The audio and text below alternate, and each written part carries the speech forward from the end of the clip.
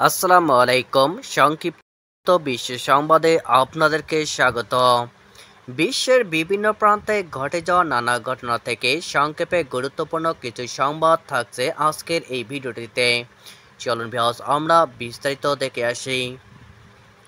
গাজায় ঈদের দিনও ইসরায়েলি হামলা, নিহত ৫ শিশুসহ ৯ ফিলিস্তিনি।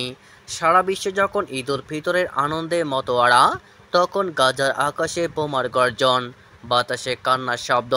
দখলদার ইসরায়েলের হামলা থেকে মুক্তি মিলছে না ঈদের দিনও। রোববার ৩০ মার্চ ঈদের সকালে গাজায় ইসরায়েলি বাহিনীর হামলায় ৫ শিশুসহ অন্তত ৯ ফিলিস্তিনি আহত হয়েছেন। আল আকসায় ঈদের নামাজ পড়লেন ১,২০,০০০ ফিলিস্তিনি। ইসরায়েলি নিষেধাজ্ঞা ও হামলার আশঙ্কা উপেক্ষা করে প্রায় ১,২০,০০০ মুসল্লি রোববার ৩০ মার্চ ঈদ উল ফিতরের নামাজ আদায় করেছেন। স্বাভাবিকভাবে এত বিপুল সংখ্যক মুসল্লির জায়গা হয়নি মসজিদে, তাই মসজিদ প্রাঙ্গণের বাইরেও অসংখ্য মুসল্লি নামাজ পড়তে বাধ্য হন। গত বছর আল আকসায় ৪০,০০০ ফিলিস্তিনি ঈদের নামাজ আদায় করেছিলেন। ৩০ মার্চ ঈদ উদযাপন করেছে যেসব দেশে। আজ উদযাপিত হচ্ছে পবিত্র ঈদ উল ফিতর।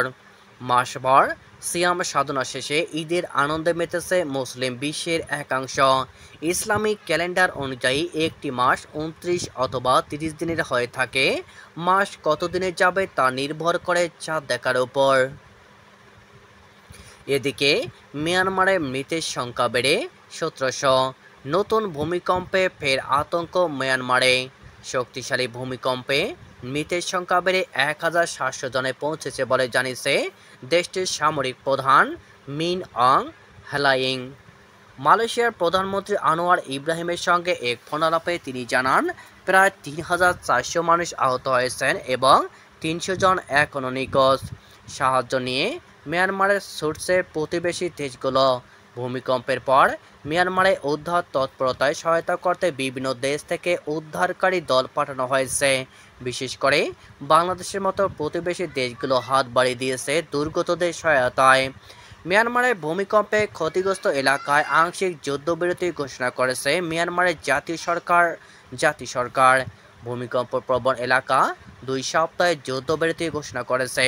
শুক্রবারের ২৮ মার্চ ৭.৭ মাত্রায় ভূমিকম্প ক্ষতিগ্রস্তদের সহায়তা পৌঁছে দিতে এই সিদ্ধান্ত নেওয়া হয়েছে। জাতিসংঘ এরই মধ্যে ২০ লাখ মানুষের জরুরি মানবিক সহায়তা প্রয়োজনীয়তা জানিয়েছেন। এদিকে রাস্তায় ঈদের নামাজ পড়া যাবে না ভারতের শহরে। নিয়ম ভাঙলেই কঠোর সাজা। ঈদ উল ফিতরের নামাজকে কেন্দ্র করে সম্প্রতি উত্তর প্রদেশের মিরাট পুলিশ এক কড়া নির্দেশনা জারি করেছে।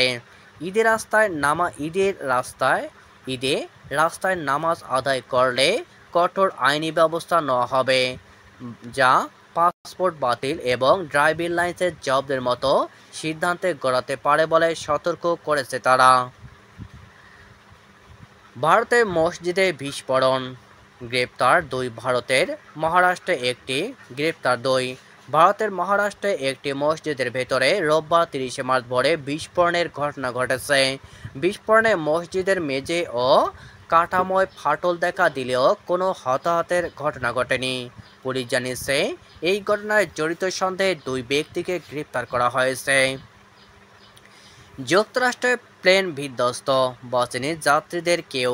যুক্তরাষ্ট্রের মিনেসোটার একটি আবাসিক এলাকায় ছোট একটি প্লেন বিধ্বস্ত হয়ে বসত বাড়িতে আঘাত হেনেছে। শনিবার ২৯ মার্চ স্থানীয় সময় দুপুর 12:30টার দিকে আইওয়া থেকে উড্ডয়ন করা একটি প্লেন ব্রুকলিন পার্কে একটি বাড়িতে আছড়ে পড়ে। দেশটির ফেডারেল এভিয়েশন অ্যাডমিনিস্ট্রি এসব তথ্য নিশ্চিত করেছে। ভূমিকম্পের মধ্যে ব্যাংককের রাস্তায় শিশুর জন্ম দিলেন থাইল্যান্ডের ভয়াবহ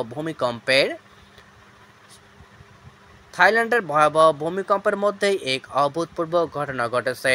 ব্যাংককে পুলিশ জেনারেল হাসপাতালের বাইরে রাস্তার ওপরে এক শিশু জন্ম দিয়েছে এক নারী। মা ও নবজাতক শিশু রয়েছে বলে জানিয়েছে হাসপাতাল কর্তৃপক্ষ।